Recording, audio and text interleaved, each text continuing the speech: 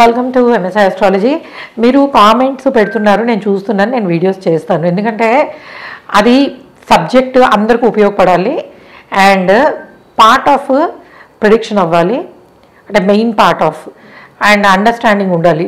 ఇలా అన్ని పాయింట్స్ చూసి నేను ఈ వీడియో చెయ్యాలా ఏంటి అనేదాన్ని డిసైడ్ చేసి చేస్తాను. ఎందుకంటే పాపం ఒకళ్ళు ఎవరో since long time 5th lord 9th lord conjunction చేయమని చెప్తున్నారు. ఏం చేయండి దాన్ని? 5th లార్డ్ 9th లార్డ్ కలిస్తే 2 పాజిటివ్ హౌసెస్కి సంబంధించినవి కలిస్తే ఏముంటుంది? ఇంకొంచెం పాజిటివిటీ ఉంటుంది. బట్ 9 ప్లానెట్స్లో ఆ 2 ఏమయ్యాయి, ఏ ప్లేస్లో ఉన్నాయి? బట్ ఇది ఎంతమందికి ఉపయోగపడుతుంది? బికాస్ దట్ కంజంక్షన్ ఉండేది చాలా తక్కువ మందికి. దాన్ని నేను ప్లానెట్ వైజ్ ఇట్లా చేస్తే ఇట్స్ అంటే మామూలుగానే మనం చేసే సబ్జెక్ట్ అందరికీ ఉపయోగపడేలా ఉండాలి. ఒకళ్ళిద్దరికి మాత్రమే కన్ఫైన్ అయ్యే సబ్జెక్ట్ని నేను చేయలేను యూట్యూబ్లోను. సో దానికి కావాలంటే మీరు ఒక పని చేయొచ్చు, యూ టేక్ వన్ కన్సల్టేషన్. మీరు కన్సల్టేషన్ తీసుకుని నాకు ఈ కంజంక్షన్ ఉందండి ఏం చేయమంటారంటే ఐ విల్ ఎక్స్ప్లెయిన్. బట్ అందరికీ ఉపయోగపడనివి, ఒక్కళ్ళకి మాత్రమే సెంట్రిక్గా ఉండే వాటిని మనం యూట్యూబ్లో చెప్పలేము. ఓకే, ఇంకొక ఇంపార్టెంట్ పాయింట్ అడిగారు.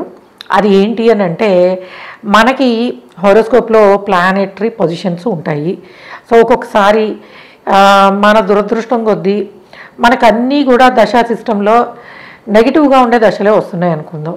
లేదు ప్లానెట్స్ అన్నీ నెగిటివ్ ప్లేసెస్లోనే ఉన్నాయి. సో అప్పుడు మనం చేసే దైవ పూజలు, దైవ బలము అంటే దైవ బలాన్ని పెంచుకోవడం ద్వారా, రెగ్యులర్గా పూజలు చేయడం ద్వారా ఇటువంటి నెగటివిటీని పోగొట్టుకోవచ్చా? సో ఇటువంటి నెగటివిటీని మనం పోగొట్టుకోవచ్చా అని అడుగుతున్నారు. ఫస్ట్ థింగ్, ఇవి 2 డిఫరెంట్ విషయాలు. ఎందుకనంటే ఆస్ట్రాలజీకి మూల సూత్రము కర్మ. బికాస్ ఇది ఒక స్టేట్మెంట్ లాంటిది. సో మనకి కర్మలు ఉంటాయి. సో మనం 2 కర్మల గురించి డిస్కస్ చేద్దాం, ప్రారబ్ధ కర్మ అండ్ సంచిత కర్మ. సో వాట్ ఈస్ ప్రారబ్ధ కర్మ? ప్రారబ్ధ కర్మ అంటే మనకి we gone through so many lives, చాలా లైఫ్ నుంచి వస్తూ ఉంటాము. మనం కొన్ని చేస్తాం మంచి పనులు, కొన్ని బాధ్యతలని ఫుల్ఫిల్ చేస్తాం, కొన్నిటిని చెయ్యము. వీటన్నిటిని బట్టి ప్రారబ్ధ కర్మ వస్తుందంటే అక్యూములేషన్ ఆఫ్ కర్మ ఫ్రమ్ ఆల్ ద లైఫ్స్. అందులో ఏముంటుంది? మనం చేసిన పాపాలు పుణ్యాలకు సంబంధించిన కర్మని ఈ జన్మలో పాపం చేస్తే చెడు కర్మ కింద అనుభవిస్తాం, పుణ్యం చేస్తే మంచి కర్మ కింద అనుభవిస్తాం. All right. అయితే మరి సంచిత కర్మ అంటే ప్రారబ్ధ కర్మ మొత్తం ఒకే జన్మలో మనం అనుభవించలేం. పాస్ట్ లైఫ్స్ నుంచి అంతా వచ్చింది ఒకే జన్మలో అనుభవించడం ఉండదు. ఈ జన్మకు కొంచెం తెచ్చుకుంటాం. లైక్ ఈ జన్మలో అనుభవించడానికి మనకి ఉన్న పాస్ట్ లైఫ్స్ని దీన్ని బట్టి మనకి కొంతవరకు ఈ జన్మలో ఈ పాపను అనుభవించాలి, ఈ పుణ్యం అనుభవించాలి, దాని ద్వారా కర్మల్ని ఈ విధంగా సాటిస్ఫై చేయాలి అనేది వస్తుంది. సో అదే మన హారోస్కోపు. అంటే మన హారోస్కోప్లో సాటర్న్ ప్లేస్మెంటు, గురువు బలము, శుక్రస్థానము, రాహుకేతువులు, అంటే 9 గ్రహాలు 9 రకాలైనటువంటి కర్మలని మంచి చెడు 2 రూపాల్లోనూ. ఇప్పుడు చంద్రుడు బాగున్నాడు, చంద్రుడు దేన్ని ఇస్తాడు?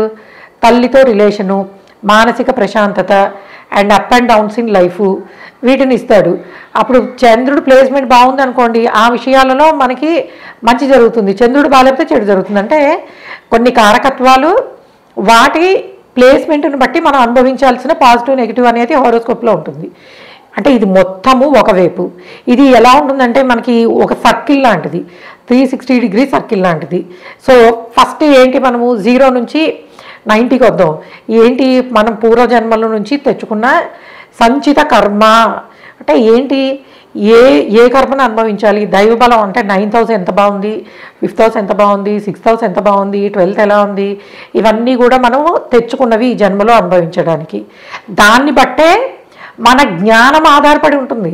అంటే సంచిత కర్మలో మనం తెచ్చుకున్న కర్మలను బట్టే మనకి స్పిరిచువల్ వే ఆఫ్ లైఫ్ కానీ, భగవంతుడిని నమ్మడం కానీ, ఎథిస్ట్ అవ్వడం కానీ ఇవన్నీ ఉంటాయి. అంటే ఎక్కడ సీడ్ అనేది ఎక్కడుంది? తెచ్చుకున్న సంచిత కర్మలో ఉంది. అక్కడ మనకి కొంతమంది చూడండి ముందు నుంచే దేవుడు అంటే చాలా భక్తి ఇవన్నీ కలిగి ఉంటారు. కొంతమంది మనము స్వశక్తిని నమ్మాలి అండ్ భగవంతుడు అనే కాన్సెప్టే లేదు. సో నీ మానసికంగా ధైర్యం కోసం పెట్టినవి ఇవన్నీ. సో ఇందులో ఏది కరెక్ట్ ఏది కాదు అంటే ఎవరు కాన్సెప్ట్లో వాళ్ళు కరెక్ట్. బికాజ్ నేను నా ఫేస్బుక్లో దానిలో చూస్తూ ఉంటాను. సో నేను ఎథిస్ట్ని అని చెప్పి వాళ్ళు పోస్టులు పెడుతూ ఉంటారు. వాళ్ళ షూస్లో ఆలోచించి చూస్తే దే ఆర్ కరెక్ట్. ఒకటి అదే స్పిరిచువల్ గురుస్ ఒక విధానాన్ని చెప్తారు, మీరు మెటీరియలిస్టిక్ వాటికి ఆశపడకండి, ఈ మానవ సంసార జీవితంలో దైవత్వాన్ని చూడడము అటువైపు వెళ్ళడము కావాలని. ఒక న్యూట్రల్ పర్సన్లా చూస్తే ఏమవుతుంది, వాళ్ళు చెప్పేది కష్టం అనిపిస్తుంది మనకి. అంటే ప్రతి పర్సను వాళ్ళు తెచ్చుకున్న హారోస్కోప్ని బట్టి, తెచ్చుకున్న కర్మల్ని బట్టి ఒక లైఫ్ మీద ఒక అండర్స్టాండింగ్ అనేది ఉంటుంది. దాన్ని బట్టే వాళ్ళు ప్రవర్తిస్తారు. ఇప్పుడు హారోస్కోప్లో ప్లానెటరీ పొజిషన్స్ బాగాలేవు, ఎథిస్ట్ ఎలా ఫీల్ అవుతాడు, ఓకే నేను అనుభవిస్తాను, అసలు హారోస్కోపే లేదు ఇది లేదు, నా జీవితాన్ని నేను ఎలాగ మంచిగా చేసుకుంటాను అలానే అవుతుంది అన్న స్టేజ్లో ఉంటారు. అదే మీకు కంప్లీట్ స్పిరిచువల్ వే ఆఫ్ లైఫ్లో ఉన్న వాళ్ళు ఈ కర్మని మనము వదిలిపెట్టాలి, సో భగవంతుడికి అన్న దానిలో ఉంటారు.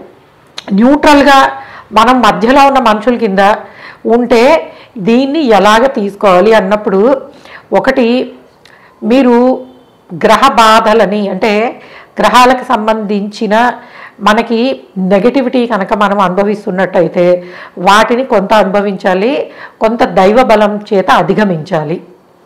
మరి అధిగమించే అవకాశం ఎప్పుడు వస్తుంది అని అంటే, మనము చేసే పూజలన్నీ కూడాను, అంటే మనకు వచ్చిన కొంత జ్ఞానము, పూర్వజన్మ జ్ఞానం కారణంగా మనకి ఏదైనా చేసుకోవాలని తెలిస్తే అదే అదృష్టం. అంటే మనం స్పిరిచువల్ వే ఆఫ్ లైఫ్లో ఉండడం కానీ, ఆస్ట్రాలజీని తెలుసుకోవడం కానీ, సో ఒక పూజ చేసుకోవడం కానీ, ఒక మంత్రసిద్ధి కానీ, గురువు ద్వారా మంత్రం పొందడం కానీ మనం చేస్తున్నామనంటే గ్రహాలకు సంబంధించిన కర్మలని తగ్గించుకునే అవకాశము మనకి భగవంతుడు కల్పిస్తున్నాడు.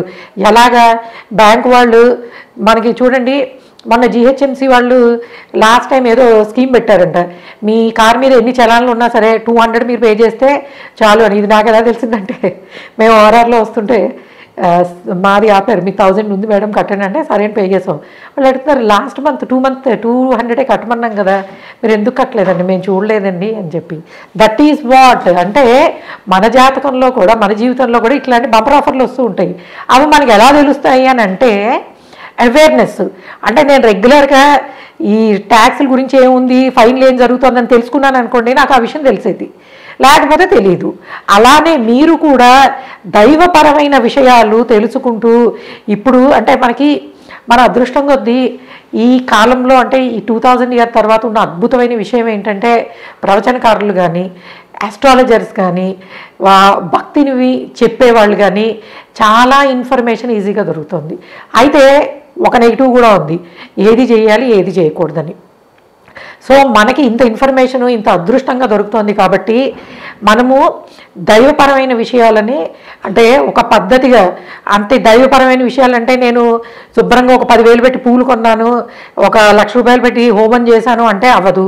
దట్ ఈజ్ నాట్, అది దైవ సంబంధమైనది కాదు, మన శక్తి చూపించుకోవడానికి చేసే ప్రదర్శన.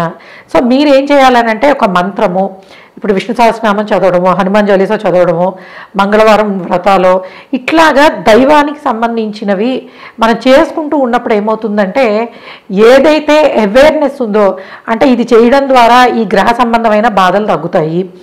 ఇక్కడ మనకి పెళ్లికి సంబంధించిన సమస్యలు ఉన్నాయి, ఎవరికైనా మనం పెళ్లికి సహాయం చేయడం ద్వారా ఆ పాపాన్ని మనం తగ్గించుకోవచ్చు. ఎందుకు, బాధపడే వాళ్ళకి సహాయం చేయడం ద్వారా మనము కొంతవరకు పుణ్యాన్ని పొంది బాధల్ని తగ్గించుకునే అవకాశం ఉంటుంది. సో ఈ విధంగా ఏంటంటే, దైవ సంబంధమైనవి, గ్రహ సంబంధమైనవి, అంటే గ్రహాలు ఇచ్చినటువంటి దానిని మనము ప్రాక్టికల్గా కొన్ని మనం అనుభవించాలి, అనుభవించే వాళ్ళకి సహాయం చేయాలి. దైవపరమైనవి చేయడం ద్వారా ఏమవుతుందంటే, ఎప్పుడు కూడా మనకి కరెక్ట్ వే ఆఫ్ సిగ్నల్స్ అనేవి వస్తాయి. కరెక్ట్ వే ఆఫ్ జీపీఎస్, అంటే జీవితాన్ని నడిపించే మనకి ఆ జీపీఎస్ అనేది మనకు అర్థమవుతుంది. సో అలాగా ఏంటంటే, spiritual way of life, religious వేలో ఉండడం అనేది మనకి ఆస్ట్రాలజికల్ గైడెన్స్ని దైవపరంగా మనం కొన్ని చేసుకుని నెగిటివిటీ నుంచి బయటికి రావడానికి పాసిబిలిటీ ఉంటుంది. సో కాకపోతే మీకు చేయాల్సిన విధానాలు వేరే ఉంటాయి. అంతే తప్పించి నేను చాలా హోమాలు చేశానండి, చాలా గుళ్ళలో పూజలు చేయించానండి అని చెప్తూ ఉంటారు. బట్ మనస్ఫూర్తిగా నమ్మి చేసే ఒక చిన్న జస్ట్ కొంచెం నీళ్లు తీసుకుని సూర్య భగవానుడికి మనస్ఫూర్తిగా నమస్కారం చేసుకుని అర్ఘ్యం ఇచ్చిన చాలా మంచి ఫలితం ఉంటుంది. సో ఈ విధంగా ఏంటంటే అన్నిటినీ కూడా కొంత కలిపి చూడాలి. ఇది కొంచెం complicated subject. Most complicated subject ఏంటంటే ఆస్ట్రాలజీ, కర్మ, స్పిరిచువాలిటీ. ఈ మూడింటిని కాదని ఏ సబ్జెక్ట్ని టచ్ చేయలేము. స్పిరిచువాలిటీ చెప్పాలన్నా ఈ రెండింటిని ఆస్ట్రాలజీ, కర్మ చెప్పాలి. సో కర్మ గురించి చెప్పాలన్నా స్పిరిచువాలిటీ, ఆస్ట్రాలజీ చెప్పాలి. ఈ మూడు ఇంటర్లింక్ అయి ఉంటాయి. కాబట్టి ఒకదాన్ని వదిలేసి ఇంకొక దాన్ని డిస్కస్ చేయడం అవ్వదు. ఓకే గైస్, మీరు ఇట్లాంటి కాంప్లికేటెడ్ విషయాలను అడగాలనుకుంటే మన వీడియోస్ కింద కామెంట్ చేయండి. సింపుల్గా నా హారోస్కోప్లో ఈ కాంబినేషన్ ఉంది తెలుసుకుందాం అనుకుంటే అలాంటి వీడియోస్ నేను చేయలేకపోతాను. Okay guys, thanks for listening and please subscribe our channel. By.